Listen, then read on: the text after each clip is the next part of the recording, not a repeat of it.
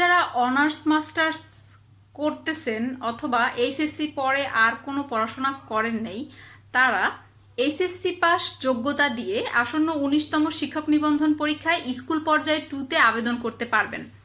এই স্কুল পর্যায়ে 2-তে আপনার বেতন হবে বর্তমান বেতন কাঠামো অনুযায়ী 10,800 টাকা, এবং যদি বেতন কাঠামো পরিবর্তন হয় নতুন পে স্কেলের মাধ্যমে, সেক্ষেত্রে আপনার বেতন কিন্তু প্রায় দ্বিগুণ হয়ে যাবে, বেতন বাড়বে। তো আপনারা আবেদন করতে পারেন। তবে এই বিষয়টা মাথায় রাখবেন যে স্কুল পর্যায়ে 2-তে ন্যূনতম যোগ্যতা হচ্ছে এইচএসসি। এর বেশি যারা, যেমন ডিগ্রি বা অনার্স যারা করেছে বা মাস্টার্স করেছে, তারাও কিন্তু আবেদন করতে পারবে। আবার এইখানে পজিটিভ বিষয় হচ্ছে শুধু আবেদন করলেই হবে না। ডিগ্রি বা অনার্স করছে কেউ কিন্তু চাকরির পড়াশোনাগুলো করে নাই, তাহলে কিন্তু লাভ নেই। সো এখানে চাকরির পড়াশোনাগুলো করে হচ্ছে আপনাকে প্রস্তুত থাকতে হবে, তাহলেই চাকরিটা আপনার কনফার্ম হবে।